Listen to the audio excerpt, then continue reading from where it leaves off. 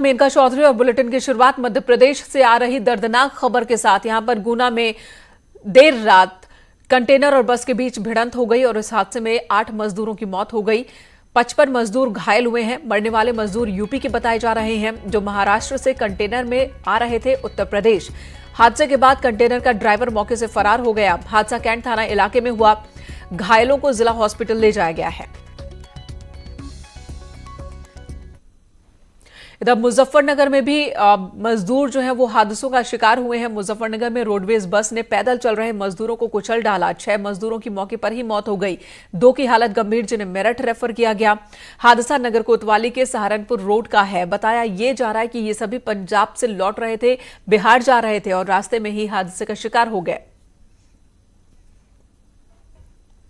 फिलहाल पुलिस ने इस मामले में बस के ड्राइवर को गिरफ्तार कर लिया है। पुलिस ने नाकाबंदी की, बस को पकड़ा और ड्राइवर को गिरफ्तार किया गया।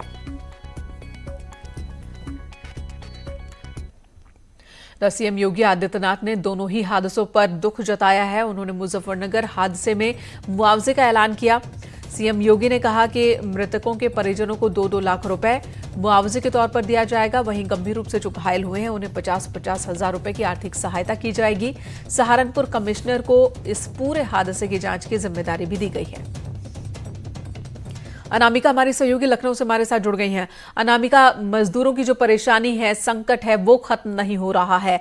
जगह जगह मजदूर जो है पलायन को मजबूर है और अब हादसों का शिकार हो रहे हैं। और देखिए मोनिका, बिल्कुल मध्य प्रदेश की गुना की बात हो या फिर सहारनपुर की बात हो, आप देखिए कि मजदूर महाराष्ट्र के हो, राजस्थान के हो, चाहे अलग अलग प्रदेशों के हो, वो जहां पर है वहीं से पैदल, कंटेनर के जरिए, साइकिल के जरिए चल पड़े हैं अपने घर पहुंचने के लिए। और इसी बीच दर्दनाक खबरें भी आ रही हैं।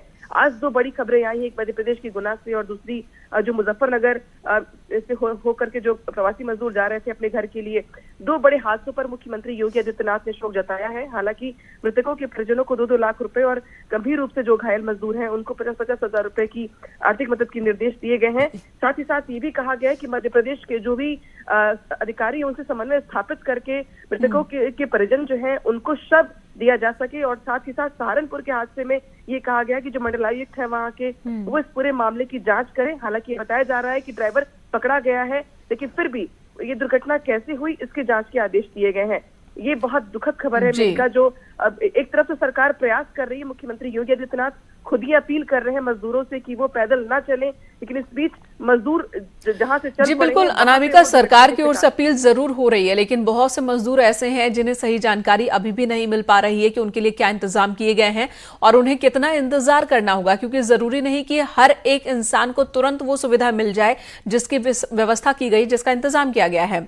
उन्हें इंतजार करना पड़ सकता है, लेकिन कितना इंतजार, ये सब्र अब शायद लोग नहीं रखना चाहते हैं और शायद उनमें भरोसे की भी कमी है। वो भरोसा नहीं कर पा रहे हैं और इसीलिए सड़कों पर हैं और अब हादसों का शिकार हो रहे हैं। और ये तमाम तस्वीरें जो हैं वो तकलीफ को और बढ़ा रही हैं, परेशानी को और बढ़ा रही हैं कि ये सब क्यों हो रहा है, नहीं होना चाहिए था। बार बार जो दावे हो रहे हैं यही हो रहे हैं कि कोरोना से निपटने के लिए जिस नीति पर हम चल रहे हैं उसके लिए व्यापक तैयारियों के साथ, इंतजामों के साथ, लेकिन जब इस तरह के हादसे, इस तरह की तस्वीरें सामने आती हैं तो लगता है कि कहीं ना कहीं कोई कमी तो रही गई है और तभी ये देखने को मिल रहा है। धन्यवाद अनामिका इस वक्त पूरी जानकारी देने के लिए। तो सीएम योगी आदित्यनाथ ने दोनों ही हादसों पर दुख जताया। उन्होंने मुआवजे का ऐलान किया है, एक मरहम लगाने की कोशिश है, लेकिन दर्दनाक ये हादसा।